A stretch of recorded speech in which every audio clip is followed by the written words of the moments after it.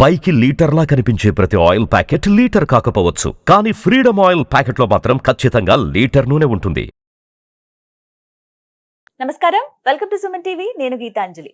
ప్రస్తుతం మనతో పాటు భారతీ శంకరపీఠం వ్యవస్థాపకులు, ప్రముఖ ఆధ్యాత్మికవేత్త బ్రహ్మశ్రీ అన్నవరపు తిరుపతిమూర్తి అవధాని గురువు గారు ఉన్నారు. వారితో మాట్లాడదాం. గురుగారు నమస్కారం అండి. ఓం శ్రీ మహాగణాధిపతయే నమః. గురుగారు, చైత్ర పౌర్ణమి చాలా విశేషం అని చెబుతూ ఉంటారండి. ప్రత్యేకించి కొన్ని ప్రాంతాల్లో ఒక్కొక్క విధంగా చేస్తారు. తెలంగాణ ప్రాంతం అంతా కూడా హనుమత్ జయంతి చేస్తారు ఆ రోజు.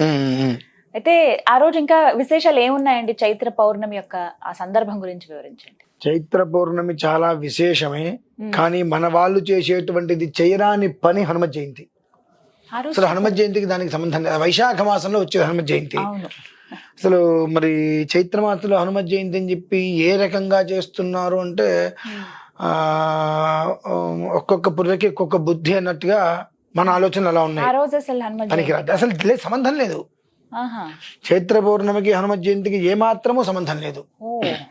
మరి ఏంటంటే ఆ రోజు ప్రత్యేకం? చైత్ర పౌర్ణమి రోజు నాడు స్వతహాగా మనం చేయవలసిన విధానం ఏదైనా ఉన్నది అంటే మన గ్రామ దేవతలు, మన ఇంటి దేవతలు ఉంటారండి, వారి ఆరాధన చేయాలి కనీసం. ఎందుకంటే మన గ్రామాన్ని, మన కుటుంబాన్ని రక్షించేటువంటిది గ్రామ దేవతలు. అలాగే మన ఎలవేలిపోయిన ఇంటి దేవతలు ఉంటూ ఉంటారు. ఆ ఎలవేలిపోయినటువంటి ఇంటి దేవతల్ని ఆరాధన చేసుకోవాలమ్మా. కానీ గ్రామ దేవతల్ని ఆరాధన చేసుకోవాలి అనగానే మన వాళ్ళు వెంటనే మైసమ్మ, ఎల్లమ్మ, పోచమ్మ అని వెళ్ళేసేసి కోడే ఏదో ఒకటి బలి చేస్తారు. అవి కావు. కొన్ని ప్రత్యేకమైన మంత్ర విధ ఆరాధనలు ఉంటాయి. ఎందుకంటే మనం ప్రతిరోజు గ్రామదేవత దగ్గరికి నమస్కారం చేసుకోం, మనకునే హడావిడి జీవితంలో. అలానే కనీసం ప్రతి అమావాస్యకైనా, ప్రతి ఏకాదశికైనా, లేదా ప్రతి శనివారం కానీ ప్రతి ఆదివారం అయినా సరే మన ఇష్టదైవం, కులదైవం ఏదైనా ఉంటే దానికి ఆరాధన చేస్తామా? చెయ్యం. మనకు గుర్తే ఉండవు కొన్ని. ఆ కులదేవతలు, ఇంటి దేవతలు, ఇష్టదేవతలు వీళ్ళు ఎవరైతే ఉంటారో వారికి మనం ప్రత్యేకమైన ఆరాధన చేయవలసిన విధానంలో చెయ్యం. కాబట్టి వాళ్ళ యొక్క శాపం బాగా ఉంటుందమ్మా. కోటి రూపాయలు సంపాదించచ్చు కాక అంతకు మించి మానసిక ఆవేదన, టెన్షన్స్. ఎందుకంటే నువ్వు సంపాదించేటువంటి సంపాదన నీ కుటుంబానికి సంతోషానికి కారణం కాదు. ఎందువల్ల కారణం కావట్లేదు? ఈ గ్రామ దేవతలు కావచ్చు, కులదేవతలు, ఇంటి దేవతలు, వీరి యొక్క శాపం. అదేంటంటే దేవతలు శాపం ఎందుకు ఇస్తారు? శాపం ఎందుకు ఇస్తారు అంటే నీ ఇంటికి పరంపరానుగతం అని ఒకటి ఉంది. మీ ఇంటికి పరంపరానుగతం ఒకటి ఉంది. ఒక మనిషి గవర్నమెంట్ జాబ్ చేస్తూ రిటైర్మెంట్ అయిన తర్వాత ఆ జాబ్ ఆ కొడుక్కి రావాలి అంటే వాడంతా ఫైట్ చేస్తున్నాడండి. నాకంత చదువు లేదు కదా, నాకు రావట్లేదని వదిలేట్లేదుగా. నాన్నది కదా, నాకు వస్తుంది, నాన్నది నాకు రావాలి, నానా తాపత్రయం, దానికోసం ఎంత తాపత్రయపడాలి అంతా పడుతున్నాడు. అలానే అనుజన్మ నుంచి మీ వంశానికి మూల పురుషుడు ఒకటి ఉంటారండి. అందుకనే గోత్రం ఏమిటి, పేరు ఏమిటి అంటే ఆ గోత్రం వచ్చే ఋషులను బట్టి అసలు వీళ్ళ ఇంటి దేవత ఎవరు అలా తెలుసుకోవచ్చమ్మా. వాళ్ళ ఇప్పుడు ఇంటి దేవత ఎవరో తెలీదు. గోత్రాన్ని బట్టి వాళ్ళు వైశ్యాస ఎవరు ఏంటి, వైశ్యాసితే వాళ్ళ కులదేవత ఎవరు అనగానే అందరూ కూడా వాసవి కన్యగా పరమేశ్వరు కులదేవత వేరు, ఇంటి దేవత ఎవరు మరి, ఇలా ప్రతి ఒక్కదానికి ఉంటుందండి. దాన్ని బట్టి అందుకని ఆ గోత్రం చెప్పినప్పుడు ఆ గోత్రానికి కొంతమంది ఋషులు ఉంటారు. ఆ ఋషి పరంపరలో వీళ్ళు ఎవరు అనేటువంటి విషయం తెలుస్తుంది. ఆ పరంపరలో వాళ్ళ ఇంటి దేవతలు, కులదేవతలుగా పెట్టుకొని ఆరాధన చేసుకుంటూ ఉంటారు. కాబట్టి వాళ్ళు ఎప్పుడు కూడా పొయ్యి మీద పాలు పొంగినట్టుగా వృద్ధిగా ఉంటూ ఉంటారు. ఆ రాను రాను రాను రాను రాను రాను కులదేవత అంటే ఏంటి, గ్రామదేవత అంటే, గ్రామదేవత అంటే మనకు ఎల్లమ్మ, పోచమ్మ, మైసమ్మ వీళ్ళ తప్ప ఇంకెవరు తెలియదు. హైదరాబాద్లో నాంచారమ్మ ఉన్నారు, తలుపులమ్మ ఉన్నారు, లంకమ్మ వారు ఉన్నారు అంటే ఇవన్నీ ఎవరు తెలీదు. ఇక్కడ మాత్రం కేవలం ఎల్లమ్మ, పోచమ్మ, ఈ కొంతమంది వీళ్ళు మాత్రమే తెలుసు. మా వాళ్ళెవరు వీళ్ళకి తెలియదు ఇక్కడ. అది మన ప్రారంభం. 108 మంది అక్క చెల్లెలు వాళ్ళు, ఒకడే తమ్ముడు పోతరాజు. కాబట్టి ఈ గ్రామ దేవతలకు, ఇంటి దేవత, కులదేవత ఎవరైతే ఉంటారో వారికి కొన్ని ప్రత్యేకమైన ఆరాధనలు చేసుకోవాలి ఆ రోజు. చేసుకోవడం వల్ల ఏమవుతుందంటే ఏదైతే ఎక్కడ ఆగిపోయిందో అక్కడి నుంచి మళ్ళీ ప్రారంభమవుతుంది. మాకు వీరరాఘవ స్వామి మాకు ఇంటి కులదేవత. ఆ వీరరాఘవ స్వామికి ప్రతి అమావాస్యకి బెల్లం పెట్టాలి. ఓ. ఇంత ముక్క నివేదన పెట్టి అది తినేసేయాలి. ఎందువల్లంటే నాకు మా అమ్మగారు చెప్పారు, ఇంతింత పెట్టేవారు ఇంట్లో మేము అందరం ఉంటే, అంతంత పెడుతుంది తినలేమమ్మ అంటే తలా చిన్న మొక్క తినండి, సాయంత్రానికి వెళ్ళి తినేసేసేయండి అని.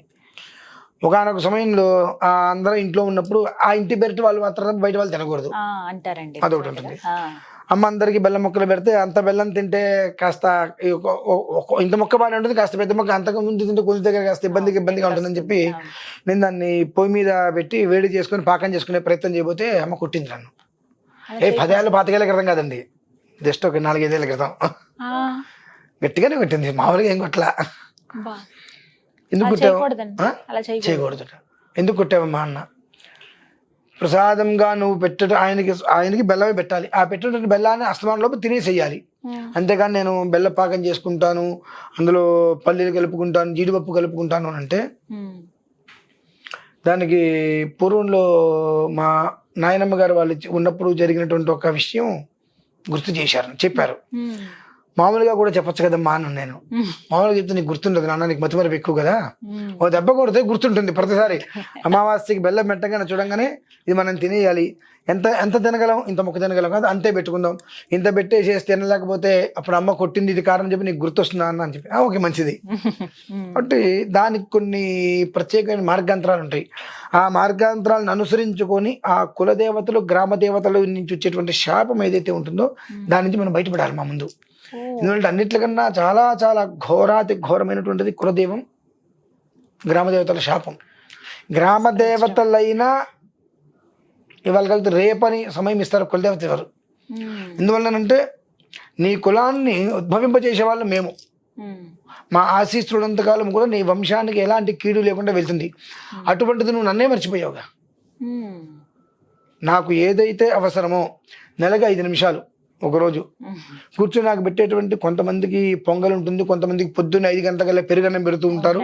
ఒక్కొక్క ఇంటి దేవతకి ఒక్కొక్క ఆధారం ఉంటుంది. వెంకటేశ్వర స్వామికి ఒక రకంగా ఇలా ఉంటుంది.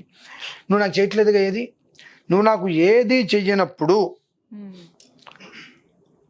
నా నుంచి నీకు ఇక్కడి నుంచి ఇలా ఆశీర్వచనం ఎందుకు వస్తుంది అంటే, నీ కులం అంటే ఎవరు? నేనే, నా నుంచేగా ఉద్భవించింది. అంటే నీ కులానికి మూల పురుషుని నేను. ఆ మూల పురుషుని నువ్వు మర్చిపోయావు. మూల పురుషుని నువ్వు ఎప్పుడైతే మర్చిపోయావో వెంటనే నీకు ఆ మూల పురుషుని నుంచి శాఖోపశాఖలు ఉండవు, వంశవృక్షం ఉండదు. ఇంకా అక్కడే చాలా మంది అలా చూస్తూ ఉంటాం, ఎదుగుదల ఉండదు. శాఖోపశాఖలు వంశవృక్షం అంటారు. అయితే ఇక్కడ అమ్మవార్లే ఉంటారండి. ఇప్పుడు కొంతమందికి శివుడు ఇల్లు ఉంటారండి, వెంకటేశ్వర స్వామి ఇల్లు వెళ్ళుకుంటా అలా అలా వాళ్ళ ఇంటి దేవతలు, వెంకటేశ్వర స్వామి ఉంటారు, సుబ్రహ్మణ్య స్వామి ఉంటారు, వీరరాఘవ స్వామి ఉంటారని చెప్పి ఇలా రకరకాలుగా ఉంటారు.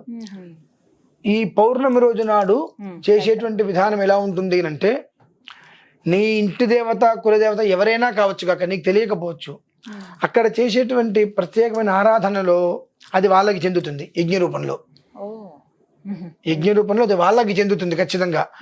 తద్వారా ఆ రోజు నాడు నీ ఇంటి దేవత ఎవరు అనేటువంటి విషయాన్ని నీకు వివరించి చెప్పడం జరుగుతుంది. ప్రతి నెల అప్పటి నుంచి జాగ్రత్తగా అమావాస్య రోజునాడ, లేదంటే పౌర్ణమి రోజునాడ, ఒక ఏకాదశ, లేదు ఈ 4 వారాల్లో ఒక ఆదివారం నీకు కుదురుతుంది కాబట్టి ఆ ఆదివారం అయినా సరే ఆ స్వామి వారికో అయ్యవారికో నువ్వు ఇంట్లో ఇది చేసుకొని మనం చెప్పగలిగితే వాళ్ళ జీవితం బాగుంటుంది.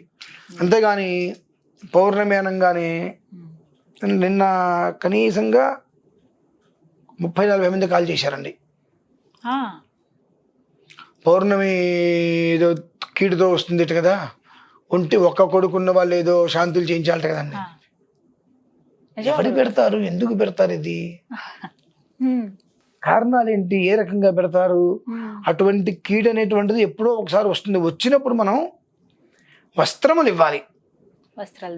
అది 12 ఏళ్ళకో 13 ఏళ్ళకో ఒకసారి వస్తూ ఉంటుంది. ఎప్పుడు పడితే అప్పుడు ఒక కొడుకున్న వాళ్ళు ఇలా చేయాలి, 2 కూతురున్న వాళ్ళు ఇలా చేయాలి అనేటువంటిది ఎక్కడ ఛందోబద్ధంగా. దాని గురించి 30-40 మంది అడిగారు, గురుగారు పౌర్ణమికి ఇట్లా ఏదో కీడు ఉంది దాన్ని. పౌర్ణమికి కీడేమిటయ్యా, అసలు అమావాస్యే కీడు కాదు, పౌర్ణమి ఎందుకు కీడు అవుతుంది? లేదు నాన్న అంటే, లేదండి నేను విన్నానండి ఇలా చెప్పారండి, ఒక్క కొడుకున్న వాళ్ళు ఇలా చేయాలండి అంటే, మీరు చేసుకుంటే అడగద్దు, అవసరం లేదు, సంబంధం లేదు. పౌర్ణమికి ఏం చేయాలి? చైత్ర పౌర్ణమి అని అంటే మనకు ఏదైతే వంశం అనేటువంటిది అభివృద్ధి కావాలో ఆ వంశాభివృద్ధి నోచుకోలేని పరిస్థితి వ్యాపారంగా అనేక రకాలుగా మనం వృద్ధి చెందలేకపోతున్నాము అని అంటే ఆ కులదేవత, ఇష్టదేవత, గ్రామ దేవతల యొక్క పరిపూర్ణమైన ఆగ్రహ శాపములు మన మీద ఉన్నాయి కాబట్టి మనం ఎదగలేకపోతున్నాము. కనుక వారిని శాంతింపజేసుకునేటువంటి ప్రయత్నాన్ని పూర్తి చేసుకొని వారి యొక్క అనుగ్రహాన్ని తీసుకోగలిగితే మళ్ళీ నిత్య జీవితం చక్కగా నడుస్తుందమ్మా. ఇప్పుడు ఒక్కరోజు చైత్ర పౌర్ణమి రోజు వెళ్ళి అంతే, చిత్రపూర్ణమి రోజు గుడికి వెళ్ళాలండి, ఇంటి దగ్గర చేసుకోవాలి? ఎవరింటి దగ్గర వారు చేసుకోవచ్చు, గుళ్ళో చేసుకోవచ్చు, కొంతమందికి అమ్మవార్లు ఇంటి దగ్గరలోనే ఉంటారు, చేసుకోవచ్చు. వాళ్ళ కుల దేవతలు. ఇంతకన్నా అవనిగడ్డలో లంకమ్మ అమ్మవారు ఉన్నారమ్మా. లంకమ్మ. ఆ చైత్ర పౌర్ణమి రోజు నాడు ఆవిడికి సంబరం చేస్తారు. ఏమాత్రం అవకాశం ఉన్నా ఆ 3 రోజులు అంటే ముందు రోజు, ఆ రోజు, తర్వాత రోజు, చతుర్దశి, పౌర్ణిమ, పాడ్యమి, ఈ 3 రోజుల్లో ఏదో ఒక రోజు వెళ్ళి అక్కడ అమ్మవారి దర్శనం చేసుకుని రాగలిగితే సగం పోతాయి. అంటే ఆవిడ గ్రామదేవతమ్మ, లంకమ్మ అమ్మవారు. నాకు ఊహ తెలిసి ఆ ఊరిలో ఎవరు ఊరు దాటి బయటికి వెళ్తున్నా అమ్మవారికి ప్రదక్షిణ చేసి వెళ్తారు. ఊరిలోకి రాగానే ఆవిడికి ప్రదక్షిణం చేసి ఇంటికి వస్తారు. అంతగా కాపాడుతుంది అనేటువంటిది అందరికి బాగా నమ్మకం. చూసాం మేము ప్రత్యక్షంగా దగ్గరుండి. కాబట్టి ఆవిడికి ఒక ప్రదక్షిణ చేసుకుని నమస్కారం చేసుకుని రాగలిగితే సగం దోషాలు పోతాయి. అవనిగడ్డ లంకమ్మ అమ్మవారు. లేదు అనుకుంటే కష్టమో నష్టమో నీ ఇంటి దగ్గర, గుడి దగ్గర, లేదంటే మన పీఠంలోనో ఎక్కడో అక్కడ ఆ గ్రామ దేవతలకి, కులదేవతకి సంబంధించినటువంటి ఏదైతే కనుక పూర్తి వైదిక విధానం ఉంటుందో ఆ విధానాన్ని పూర్తి చేసుకొని మరునాటి నుంచి ప్రశాంతమైన జీవితాన్ని మళ్ళీ వాళ్ళు ప్రారంభం చేసుకోగలరు. అంతేనమ్మా. ఎట్లా అయినా సరే ఆ రోజు మాత్రం మర్చిపోవద్దు, విడిచిపెట్టద్దు. గ్రామ దేవతని, ఇంటి దేవతని, కుల దేవతని విడిచిపెట్టవద్దు. అది విడిచిపెట్టిన తర్వాత నువ్వు ఏం చేసినా ఉపయోగం లేదు. అంతే. చాలా ముఖ్యమైన విషయం. నమస్కారం గురుగారు. రమేశ్వర.